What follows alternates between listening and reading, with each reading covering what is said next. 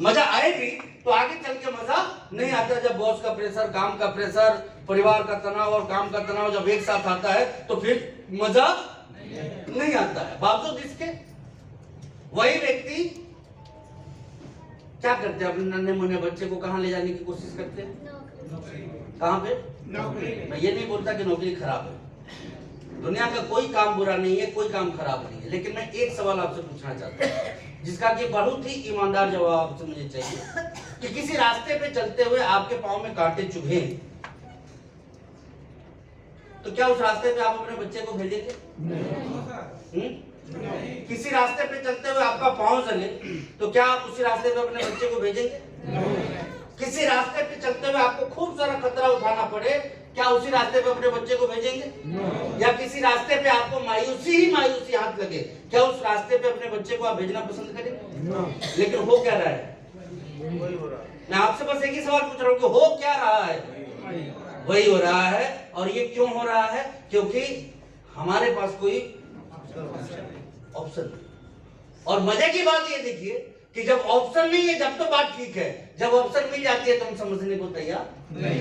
मैं आपसे एक सवाल पूछना चाहता हूँ कि आपके देश में नौकरी वाले ज्यादा अमीर हैं, बिजनेस वाले ज्यादा अमीर हैं?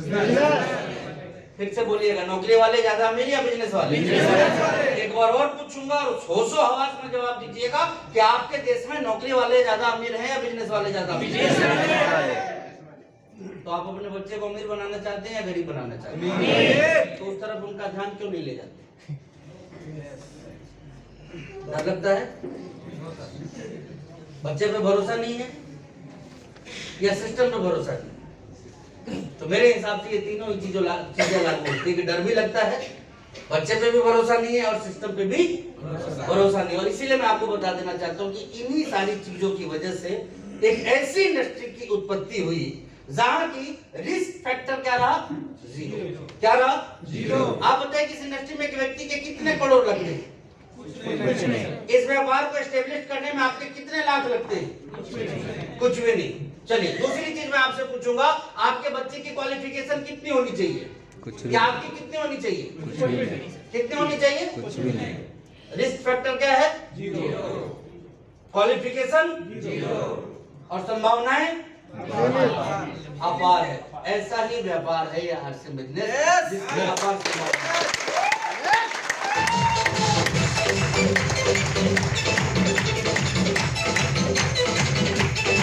क्या बताऊं आपको, क्यों समझ में नहीं आ रही है बात? समय से पहले आ गया आपके यहाँ ये बिजनेस, समय से पहले आ गया आपके पास में, इसलिए आपके समझ में ये बात नहीं आ रही, क्योंकि आप आदी हो चुके हैं इस बात के कि जब तक आपके क्षेत्र का कोई संपन्न व्यक्ति किसी काम को नहीं करता तब तक आप उस काम को सही नहीं जब तक आपके क्षेत्र का कोई प्रभावशाली आदमी किसी काम को नहीं करता, जब तक आप उस काम को सही नहीं मानते। आपके क्षेत्र का कोई साइकिल वाला, ठेला वाला, रिक्शा वाला यदि सही से सही काम करे ना, उस काम को भी आप किस नजर से देखते हैं? बुरी नजर से देखते हैं, गलत नजर से देखते हैं। और मैं आपको यही चीज कहना चाहता हूँ कि देखिए, संभावनाओं के दरवाजे किसी भी व्यक्ति के माध्यम से आ जाए आपके सामने तो अपॉर्चुनिटी को पकड़ना सीखिए, इसको मिस करना मत सीखिए, इसको लॉस करना मत सीखिए। ये एक ऐसा व्यापार है जिसमें आने वाले समय में बड़े बड़े दिग्गज आएंगे, लेकिन तय आपको करना है कि आप उनके नीचे आएंगे या वो आपके नीचे।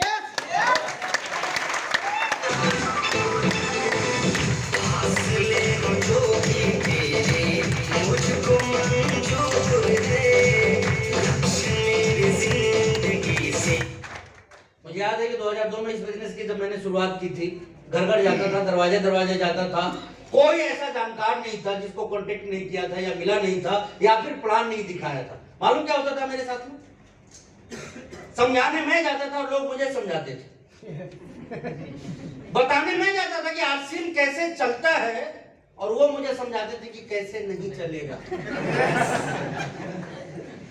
मैं उनको ये बताने की कोशिश करता था कि 5 साल बाद क्या हो सकता है इस बिजनेस के अंदर, और वो मुझे समझाते थे कि 5 महीने बाद क्या हो जाए। कई लोग स्टाम्प पेपर पे लिखने के लिए तैयार थे कि 5 महीने बाद कंपनी भाग जाएगी, और ये सारे के सारे लोग किसी न किसी कंपनी के मालिक थे। अरबपति खरबपति तो जरूर होंगे। इनके घर परिवार में हर किसी के पास में बिजनेस का बहुत बड़ा अनुभव होगा।